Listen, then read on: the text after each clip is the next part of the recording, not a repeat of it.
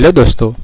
आज का जो हमारा टॉपिक है वो ये है कि what is investment and why we need to invest the money. मतलब हमें इन्वेस्टमेंट क्यों करना चाहिए और उसकी ज़रूरत क्या है। तो चलिए हम स्टार्ट करते हैं। What is investment.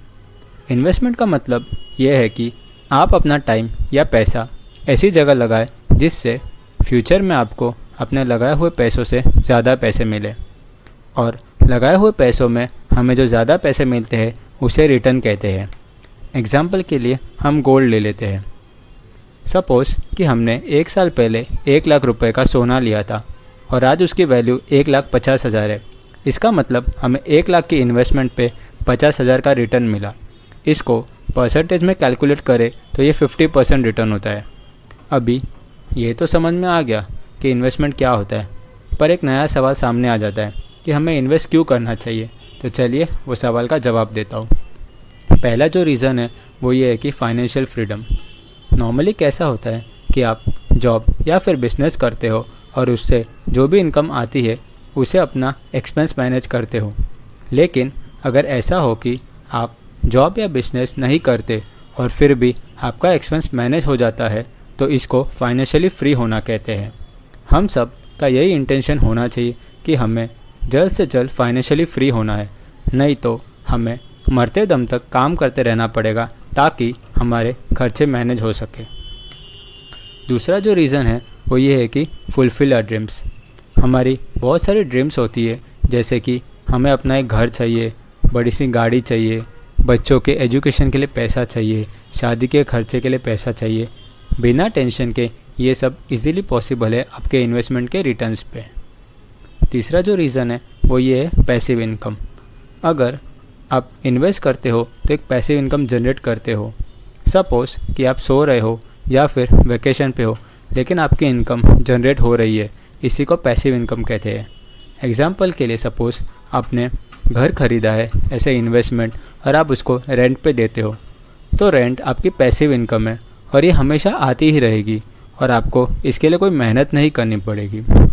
चौथा जो रीज़न है वो ये है कि बीट इन्फ्लेशन। अभी इन्फ्लेशन क्या होता है?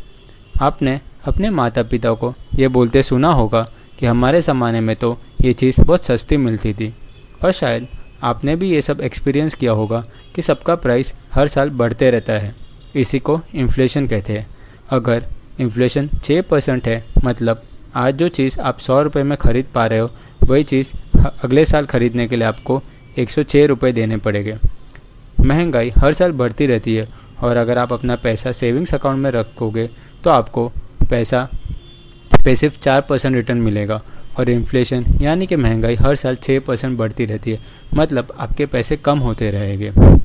पांचवा जो रीज़न है वो ये है कि क्रिएट वेल्थ। अगर आपने बहुत सालों तक अपना पैसा इन्वेस्ट करके रखा तो वो पैसा डबल से भी ज़्यादा हो सकता है। पैसे से पैसे बनता है और ये आप बहुत आसानी से कर सकते हो अपना पैसा इन्वेस्ट करके। अभी मैंने कुछ कैलकुलेशंस भी किए हैं कि अगर आप अपना पैसा इन्वेस्ट नहीं करते हो तो क्या होता है, और आप अगर अपना पैसा इन्वेस्ट करते हो तो क्या होता है। तो चलिए वो समझते हैं। सपोज़ कि आपकी ईयरली इनकम 6 लाख रुपीज़ है और आपका जो ईयरली एक्सपेंस है वो 3 लाख रुपीज़ है। तो आपके पास जो कैश बचता है इनकम माइनस एक्सपेंस करके वो 3 लाख रुपीज़ है फर्स्ट ईयर में, और आप उसको इन्वेस्ट नहीं करते। सेकेंड ईयर में आपकी सैलरी 10% से बढ़ती है, मतलब 6 लाख का हो जाता है 6,60,000, और इन्फ्लेशन भी 8% बढ़ता है, मतलब एक्सपेंस जो है आपका 3 लाख से 3,24,000 हो जाता है। तो दूसरे साल जो सेविंग्स आपके पास बचती है वो होता है 3,36,000।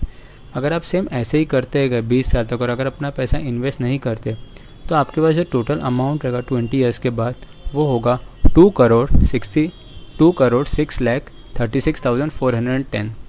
आपको ये अमाउंट शायद बहुत बड़ा लग रहा होगा, लेकिन अब हम देखेंगे अगर आप इन्वेस्ट करते तो क्या होता। तो चलिए वो देखते हैं। ये जो कैलकुलेशन है ये विथ इन्वेस्टिंग है, और मैंने यहाँ पे अज्यूम किया है कि हमारे इन्वेस्टमेंट में हमें 12% रिटर्न मिलता है। तो सेम जो फर्स्ट ईयर में हमारे पास 3 लाख रुपीज़ बचे थे, उसको अगर हम इन्वेस्ट करते हैं 20 ईयर्स के लिए और अगर हमें हर साल 12% रिटर्न मिलता है तो आपको जो 3 लाख है वो हो जाता है 28,93,887 रुपीज़।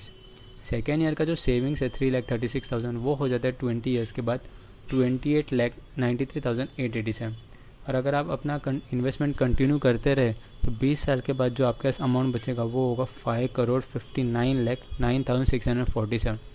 मतलब आपके पास बहुत ज़्यादा पैसा बचेगा अगर आप इन्वेस्ट करते हो तो।